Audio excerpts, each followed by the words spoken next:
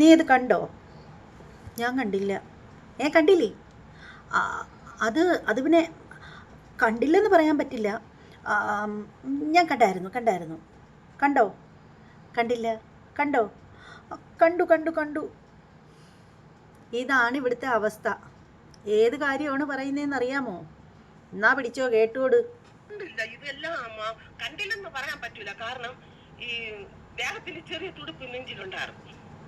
അങ്ങനെ ചെന്ന് ഞാൻ അങ്ങനെ കുറച്ച് നേരം ആവശ്യം പറഞ്ഞുകൊണ്ടിരുന്നപ്പം പിന്നെ എല്ലാം ഇങ്ങനെ നിവർന്നിരുന്നു. ഇങ്ങനെ നിവർന്നിരുന്ന സമയത്ത് പറഞ്ഞു, അമ്മ ഇത് അച്ഛൻ പോയതാണ്, എവിടെ അച്ഛൻ പോയതാണ്, സമാധി ആയതാണമ്മ എന്ന്. ഈ ഇങ്ങനെ നമ്മൾ സാധാരണ ചമ്മണം കൂട്ടും പോലെയല്ല, കാലൊക്കെ എടുത്തും ധ്യാനത്തിന്. എന്റെ കല്യാണത്തിന് മുമ്പേ അവർക്ക് ധ്യാനമാണ്. ഞങ്ങൾ 8-9 മണിക്കൂർ അവിടെ 8-9 മണിക്കൂർ അവിടെ കഴിഞ്ഞിട്ടാണ് ഇതിനിടയ്ക്ക് സാധനങ്ങൾ ഒരുക്കിയെങ്കിലും അച്ഛൻ ജീവനുണ്ടോ. ഞാൻ വിചാരിച്ചതേ ഞങ്ങൾ 8-9 മണിക്കൂർ എന്നൊക്കെ പറഞ്ഞു വന്നപ്പോൾ ഞാൻ വിചാരിച്ചു, ഓഹോ 8-9 മണിക്കൂർ എന്ന് ധ്യാനത്തിലിരിക്കുമെന്നാണ് പറയുന്നതെന്ന്. പിന്നെയല്ലേ മനസ്സിലായത് 8-9 മണിക്കൂർ കഴിഞ്ഞിട്ടാണ് ധ്യാനത്തിനുള്ള സാധനങ്ങൾ മേടിച്ചതെന്നാണ് അമ്മച്ചി പറയുന്നത്. പറ അമ്മച്ചി. അവിടെ അടുത്ത് നിന്ന് കാര്യങ്ങൾ നോക്കണേ, ഇവൻ വാങ്ങിക്കേണ്ട സാധനങ്ങൾ ഭക്ഷണം. അപ്പോൾ ഇതാണ് കാര്യങ്ങൾ. നമുക്കിപ്പോൾ ഒരു കാര്യം ചെയ്യാം. ഗോപൻ സ്വാമിയുടെ ഭാര്യ സുലോചനയമ്മ, അല്ല ഇങ്ങനെ ഗോപൻ സ്വാമി ആയതൊക്കെ എപ്പോഴാണെന്ന് അറിയില്ല, മണിയെന്നോ മറ്റോ ആയിരുന്നു നേരത്തെ പേരെന്ന് ഏതോ ഒരു ചാനലിൽ പറയുന്നത് കേട്ടതാണ്. പിന്നെ ചാനലുകാർ വെറുതെ പറഞ്ഞതെന്നൊന്നും നമുക്കറിയില്ല. എന്തായാലും നമ്മുടെ സുലോചനയമ്മയോട് കാര്യങ്ങളൊക്കെ ചോദിക്കാം, മരണത്തെക്കുറിച്ചിട്ടൊക്കെ. സുലോചനയമ്മ ഭാര്യയല്ലേ, അവർക്ക് എന്തെങ്കിലുമൊക്കെ പറയാൻ സാധിച്ചാലോ. ഗോപൻ സ്വാമിയുടെ ഭാര്യ സുലോചന നമുക്കൊപ്പമുണ്ട്. എന്താണ് ഭർത്താവിന്റെ മരണവുമായി ബന്ധപ്പെട്ട് പല കഥകൾ പല ആളുകൾ പറയുന്നു. എന്താണ് ഭാര്യ എന്ന നിലയിൽ നിങ്ങൾക്ക് പറയാം? നിങ്ങൾക്ക് എന്തായിരുന്നു? ഞാൻ വിശദീകരിക്കുന്നില്ല. നിങ്ങൾക്ക് എന്തെങ്കിലും ഞാൻ പറയണത് സമാധിയെ പറ്റി മാത്രം പറഞ്ഞാൽ മതിയല്ല. അതിൽ പല വിവാദങ്ങൾ പറയും. എന്തൊരു വിവാദം പറയും? പിന്നെ മരിച്ചു കഴിഞ്ഞ് കൊണ്ടുവച്ചതാണോ? മരിച്ചെന്നോ പറയുന്നത്? മരിച്ചെന്ന് ആര് പറഞ്ഞു? മരിച്ചെന്ന്? അത് ഇങ്ങോട്ട് വരണം. നമ്മൾ ഇത്രയും നേരം ക്വസ്റ്റ്യൻ ആൻസർ പറഞ്ഞുകൊണ്ടിരുന്നു. മനസ്സിലായ? ഇനി ക്വസ്റ്റ്യൻ പേപ്പർ വേണം. ക്വസ്റ്റ്യൻ പേപ്പറോ? നിങ്ങൾ ചോദിക്കണം, ഇനി എഴുതണം. മരിച്ചെന്ന് ഇനി ആര് പറഞ്ഞു? ഒരിക്കലും ഇല്ല.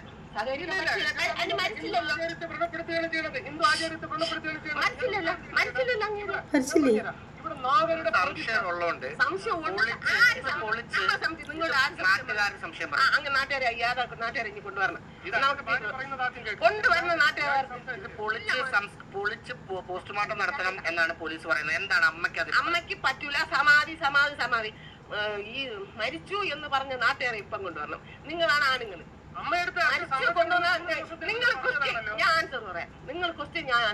അമ്മയ്ക്ക് കിളി പോയാ? സത്യമാണ്. ശിവൻ പൂജ നടന്നു പോയി. അങ്ങേര് കൂടെ പൂജ കഴിഞ്ഞിട്ട് വീട്ടിൽ വന്ന് കാപ്പികൾ കുടിച്ച് എല്ലാം ഒക്കെ കഴിഞ്ഞ് മരുന്നുകളെ കുറച്ച് ഇരുന്ന് ക്ഷീണമെല്ലാം തീർത്തിട്ട് ഞങ്ങള് നമ്മളെ വീട്ടിനകത്തുള്ള പെണ്ണുങ്ങൾ ജോലി ചെയ്യുമ്പോൾ എന്ന് പതിവാണ്. ഈ കൃഷിയിടത്തില് വൈകുന്നേരം വെയിൽ കഴിയുമ്പോഴും ഈ 11:30 മുകളിൽ അധികം ചൂടാവുമ്പോ ഞെഷി പോയി. ഇത് പതിവാണ്. ഇന്നും ആദ്യമായിട്ടില്ല അവര് ധ്യാനത്തിൽ കയറി. വർഷങ്ങൾക്ക് മുമ്പ് 25 വർഷം മുമ്പ് മരുത്തുവരേലും ഓരോരോ ആശ്രമങ്ങളിലും കടന്നിയ ആളാണ്. ഇന്ന് ആദ്യമായിട്ട് എല്ലാരും ചെന്ന് ഓവര് കുളിച്ച് തൊഴുതിട്ട് വരുമ്പോലല്ല. ഈ ദിവസം സമാധിയാവുമെന്ന് അമ്മയോട് പറഞ്ഞിരുന്നോ? പറഞ്ഞിരുന്നു. 2 ദിവസം കഴിയുമ്പോൾ ഞാൻ സമാധിയാവും എന്നിട്ട് പറഞ്ഞ് ആ സമാധിയാവുന്ന ഞാൻ ഇതാ നീ 2 ദിവസം ഞാൻ പോകും. ഞാൻ എവിടെ പോണെന്ന് ചോദിച്ചവൻ പറഞ്ഞ് അതൊക്കെ ഇത്രയും പറഞ്ഞ് നിർത്തി. പിന്നെ സംസാരിച്ചില്ല. അപ്പൊ ഞാൻ ചുമ്മാ തമാശ കൂടെ ഇവര് ഇടയ്ക്ക് നമ്മൾ എന്തെങ്കിലും തമാശ പറയും പോലെ എന്ന് തോന്നി. അപ്പൊ ഇങ്ങനെ ഇത്ര പെട്ടെന്ന് സമാധിയാവുമെന്ന് ഞാൻ വിചാരിച്ചില്ല. മോൻ്റെ പറഞ്ഞിട്ടുണ്ട് എല്ലാം. എൻ്റെ പറഞ്ഞാൽ ഞാൻ കരയും, വെള്ളം കുടിക്കണം എന്നൊക്കെ അവർക്ക് അറിയാം. സമാധിയായ സമയത്ത് മോൻ പറഞ്ഞപ്പം അമ്മ അവിടെ വന്നോ ഈ സ്ഥലത്ത്? പിന്നെ ഞാൻ എനിക്ക് വരണ്ടേ? കൊള്ളാം.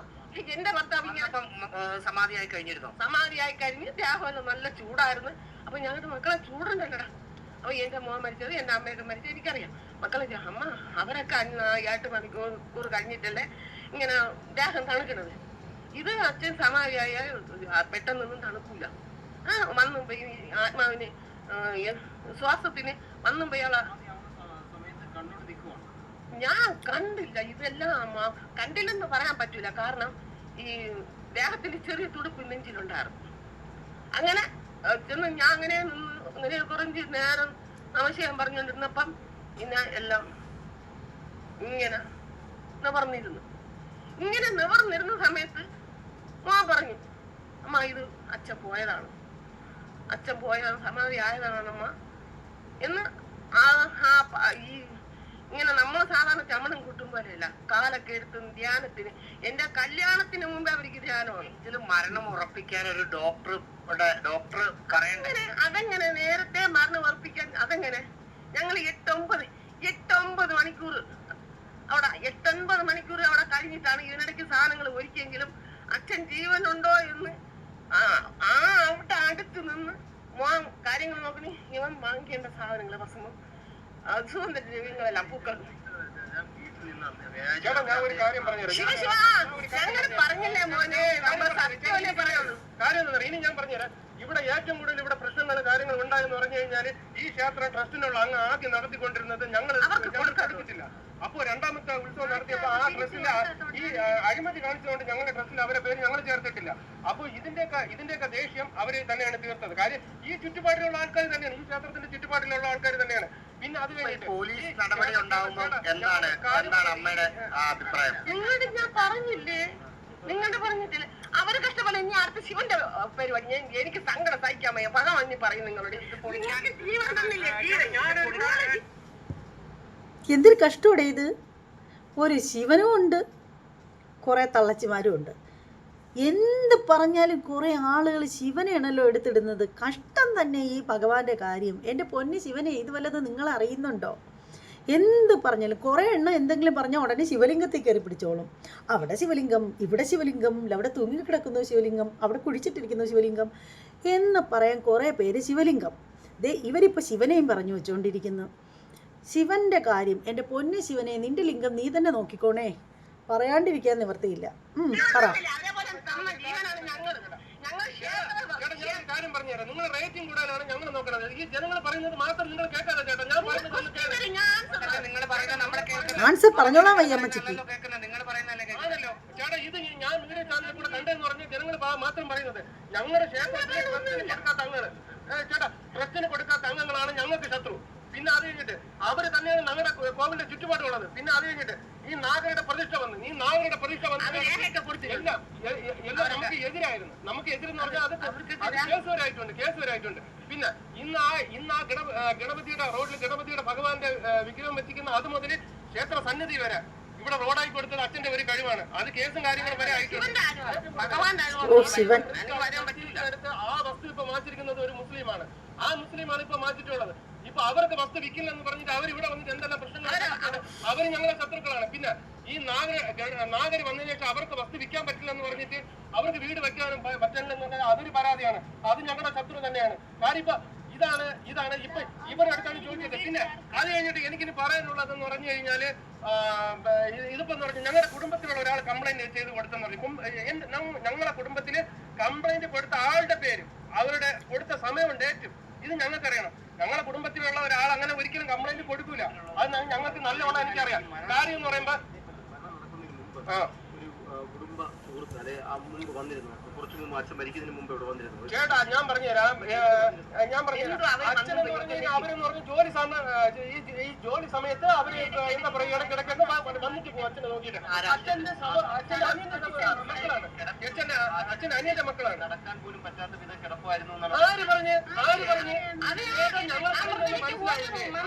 ഒരിക്കലും കിടപ്പില്ലല്ലേ, ഒരിക്കലും കിടപ്പില്ലല്ലായിരുന്നു. അച്ഛൻ ഒരിക്കലും കിടപ്പില്ലല്ലായിരുന്നു. എൻ്റെ പൊന്നെ, അവിടെ നിൽക്കുന്ന ആ പെങ്കൊച്ചിനോട് സംസാരിക്കാനുള്ളൊരു അവസരം കൊടുക്ക്. ഹോ, എപ്പോഴേ ആ കൊച്ചൊന്ന് സംസാരിക്കാൻ വേണ്ടി വാതിറക്കുന്നതെന്നറിയാമോ? പക്ഷേ എന്ത് ചെയ്യാനൊക്കും. നമ്മുടെ അവതാരകൻ അവതാരകൻ ആ പെങ്കൊച്ചിന് സംസാരിക്കാനുള്ള അവസരം കൊടുക്കുന്നില്ല. അത് കുറേ നേരം കൊണ്ടേ കിടന്ന് മയക്കി പിടിക്കാനായിട്ട് നോക്കുന്നുണ്ട്. പാവം, കുട്ടിക്കൂടെ അവസരം കൊടുക്കൂ. പാവം, അതുകൂടി സംസാരിച്ചോട്ടെ. മോള് പറ, ഞാൻ കേട്ടോളാം. ഇവരെ ഈ സമാധിയായ ചേട്ടാ ഞാൻ പറഞ്ഞുതരാം. അച്ഛൻ അനിയത്തീരെ മോള് ഞാൻ പറഞ്ഞുതരാം. ചേട്ടാ അനിയത്തീരെ മോള് ഇവിടെ എന്ന് പറഞ്ഞാൽ അവരിപ്പോ ജോലിക്ക് പോകുന്ന സമയത്ത് അച്ഛൻ നോക്കിയൊക്കെ നമ്മളെ കോവിഡ് കാര്യങ്ങളൊക്കെ വരും. അപ്പൊ അവരാണ് പിന്നെ അവരെ വലിച്ചഴിക്കേണ്ട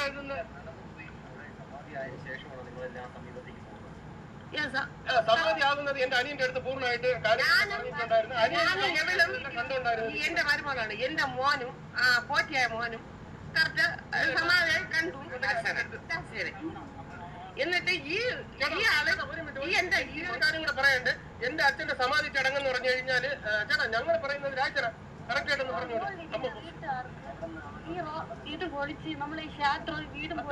ചാൻസ് കൊടുത്തു കേട്ടോ, മോള് സംസാരിച്ചോടാ. ഇപ്പോഴെങ്കിലും അതിനൊരു ചാൻസ് കൊടുത്തു.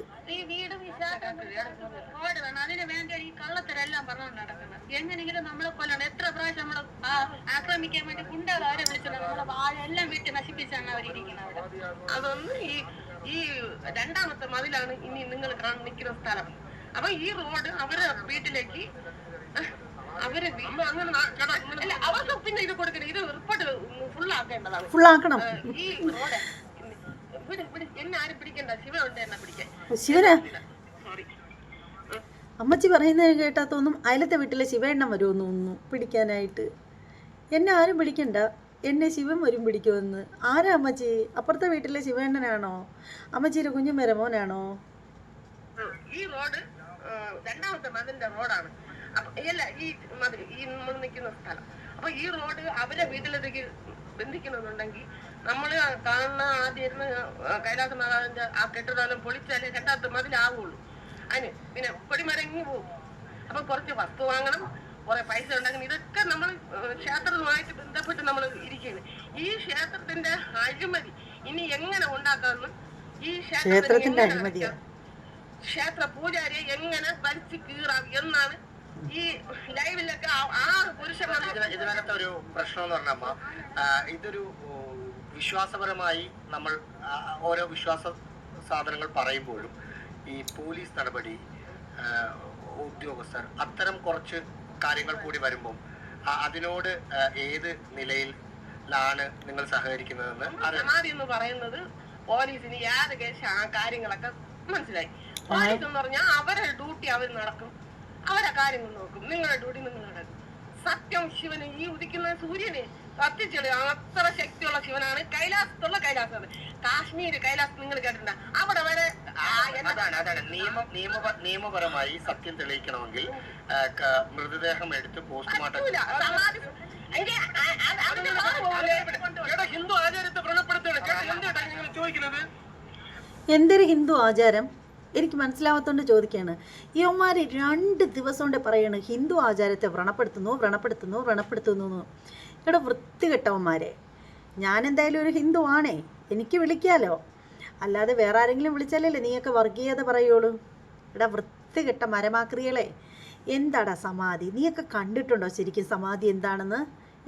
അപ്പനെ കൊണ്ടുവന്ന് ഇത്തറ്റമുള്ളൊരു സാമാനത്തിൽ കൊണ്ടുവന്ന് ഇരുത്തിയിട്ട് അങ്ങനെയൊക്കെയുള്ള കഴുത്തിനും ശരീരത്തിനും മൊത്തം കുറേ സുഗന്ധദ്രവ്യങ്ങളെന്ന് പറയുന്നു. ഭസ്മം 2 പാക്കറ്റ്, അതായത് 2 ചാക്ക് ഭസ്മം ഇട്ടു എന്നാണ് ഇവനൊക്കെ പറയുന്നത്. 2 ചാക്ക് ഭസ്മത്തിന് എത്രയുടെ വില? 2 ചാക്ക് ഭസ്മത്തിൻ്റെ വില എത്രയാ? ഞാനിവിടെ ഇപ്പോൾ ഈ അടുത്ത സമയത്ത് ഞാനിവിടെ തീർത്ഥാടനത്തിനൊക്കെ പോകുന്നതിന് മുമ്പായിട്ട് ചെറിയൊരു പാക്കറ്റ് ഭസ്മം മേടിച്ചതിന് തന്നെ 45 എത്ര രൂപയായി. അപ്പോൾ 2 ചാക്ക് ഭസ്മത്തിന് എത്രയാണ് വില? അതനുസരിച്ചുള്ള കർപ്പൂരവും ബാക്കി സുഗന്ധദ്രവ്യങ്ങളൊക്കെ ഇട്ടു എന്ന് പറയുന്നു. എവിടെയാണ് വില? സത്യം പറഞ്ഞാലുണ്ടല്ലോ, ആ മനുഷ്യൻ്റെ ബോഡി എടുക്കുകയാണെങ്കിൽ മിക്കവാറും ഈ പറയുന്ന തേങ്ങാക്കൊലയൊന്നും കാണൂല. ചിലപ്പോൾ ബ്ലീച്ചിങ് പൗഡറോ കുമ്മായോ ഒക്കെ ആയിരിക്കും ഇട്ടിട്ടുണ്ടാവുക എന്നാണ് എനിക്ക് തോന്നുന്നത്. എൻ്റെ തോന്നൽ മാത്രമാണ് ഞാൻ പറഞ്ഞിട്ടുള്ളത്. ഇത് സത്യമാണെന്നല്ല, എൻ്റെ തോന്നൽ ആണ് ഞാൻ പറഞ്ഞിട്ടുള്ളത്. സമാധിയായെന്നോ? എന്താണ് സമാധി എന്ന് നിനക്കൊക്കെ അറിയാമോ? നീയൊക്കെ കണ്ടിട്ടുണ്ടോ ശരിക്കും സമാധി എന്താണെന്ന്? എന്തെങ്കിലും അങ്ങ് വളവളാന്ന് പറഞ്ഞ് പറയുന്നു. സമാധി എന്ന് പറയുന്നത് ഒരു മനുഷ്യൻ, അതും പണ്ട് കാലത്ത് കക്കാനും മോട്ടിക്കാനും വെട്ടുകേസിലും പോകുന്ന ആളുകളല്ല. ശരിക്കും അവരുടേതായിട്ടുള്ള ദിനചര്യകൾ കൊണ്ടും അവരുടേതായിട്ടുള്ള ഈശ്വരനിലേക്ക് എത്താനുള്ള ആ ഒരു ദൈവീകമായിട്ടുള്ള ആ ഒരു രീതിയിൽ ആർക്കും ഒരു ദ്രോഹവുമില്ലാതെ അവർ ജീവിക്കുന്ന മനുഷ്യർ. എല്ലാവരും ഒന്നുമല്ല, ചിലർ എല്ലാവർക്കും ഒന്നും അത്തരത്തിൽ പറ്റത്തുമില്ല. അതായത് അവർക്കൊരു ലക്ഷ്യം കാണും. അവർക്ക് എന്ന് പറഞ്ഞാൽ അവരുടെ ഉള്ളിലെന്ന് പറഞ്ഞാൽ അവർക്ക് ശരിക്കും സ്ത്രീ സംസർഗം അങ്ങനെയൊന്നുമുള്ള ഒരു കാര്യങ്ങളും ചെയ്യുന്ന മനുഷ്യരല്ല. അവരുടെ ജീവിതത്തിൽ സന്യാസ ജീവിതം നയിക്കുന്ന ആളുകളായിരിക്കും അവരെന്ന് പറയുന്നത്. തൻ്റെ അച്ഛൻ 2-3 മക്കളെ ജനിപ്പിച്ച നിങ്ങളുടെ അച്ഛനാണോ സന്യാസ ജീവിതം നയിച്ചത്? ഇനി പോട്ടെ, അത് ആ ഒരു കാലഘട്ടത്തിൽ പിന്നീട് ആ ഒരു കാലഘട്ടമൊക്കെ അങ്ങ് മാറിയെന്നെങ്കിലും വിചാരിക്കാം, അത് പോട്ടെ. പിന്നീട് എല്ലാ വിധത്തിലുള്ള ജീവിതചര്യകളും അവരൊക്കെ എന്ന് പറഞ്ഞാൽ ഈ സന്യാസിമാരെന്ന് പറഞ്ഞാൽ മിതഭക്ഷണം, എല്ലാത്തിലും മിതഭാഷ്യം, എല്ലാത്തിലും ഒരു മിതവ്യയം കണ്ടെത്തുന്ന ആളുകളാണ്. എല്ലാത്തിനും മിതമാണ് അവർക്ക്. അതുമാത്രമല്ല ദൈവത്തിലേക്ക് അർപ്പിച്ചതായിരിക്കും അവരുടെ ജീവിതം എന്ന് പറയുന്നത്. ഇവർ ഈ ഒരു അമ്മച്ചി നേരത്തെയും പറഞ്ഞിട്ടുണ്ടായിരുന്നു, ഒരു വീഡിയോയിൽ ഞാൻ എൻ്റെ ചെവി കൊണ്ട് കേട്ടതാണ്. അവർ ആ വീഡിയോയിൽ പറഞ്ഞിട്ടുള്ള കാര്യം എന്ന് വെച്ചാൽ, അപ്പോൾ ഒരു റിപ്പോർട്ടർ ചോദിക്കുന്നുണ്ടായിരുന്നു ഇതുപോലെ സമാധി ആവുന്നതിനെക്കുറിച്ച് എന്തെങ്കിലും സൂചന തന്നിട്ടുണ്ടായിരുന്നോ എന്ന്. അപ്പോൾ ഇവർ പറയുന്നുണ്ടായിരുന്നു, ഞാനും അദ്ദേഹവും കൂടി, അതായത് ഇതിൻ്റെ ഈ ഒരു സമാധി ആവുന്നതിന് 2-3 ദിവസങ്ങൾക്ക് മുമ്പ് ഒരുമിച്ചായിരുന്നു കട്ടിലിൽ അവരൊരുമിച്ചായിരുന്നു കിടക്കുന്നത്. അപ്പോൾ ആ ഒരു സമയത്ത് ഒരുമിച്ച് കിടന്നു എന്ന് കരുതിയിട്ട് ആരും തെറ്റായിട്ടൊന്നും ധരിക്കണ്ട, എന്നാലും പറഞ്ഞതാണ്.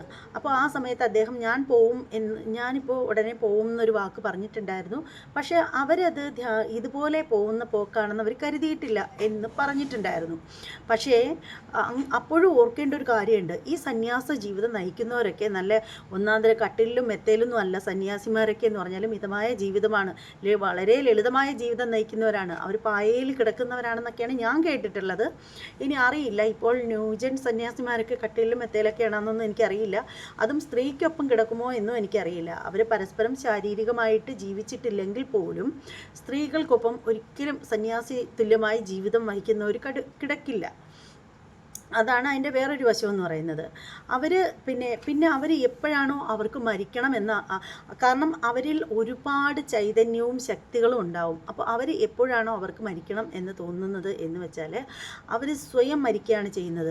അതിന് ഈ പറയുന്നത് പോലെ ധ്യാനത്തിലിരുന്ന് മരിക്കുന്നവരുണ്ട്. അങ്ങനെ അത് ഇങ്ങേരെ പോലുള്ള ആസാമികളൊന്നുമല്ല. ഇതൊക്കെയെന്ന് പറഞ്ഞാൽ ഇങ്ങേരെ അത്രയും വലിയ സിദ്ധനാണെന്നുണ്ടെങ്കിൽ ആ നാട്ടുകാരത് പറയും തീർച്ചയായും.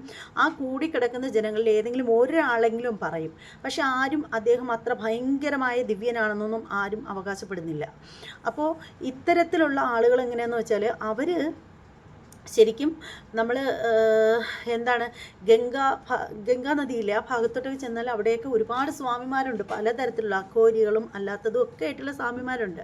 ഞാൻ മനസ്സിലാക്കിയെടുത്തോളം ഈ സ്വാമിമാർക്ക് ധ്യാനത്തിലിരുന്ന് ദേഹത്തിൽ നിന്നും ദേഹിയെ വേർപെടുത്തുന്ന സ്വാമിമാരുണ്ട്. അതെങ്ങനെയാണെന്നൊന്നും എനിക്കറിയില്ല.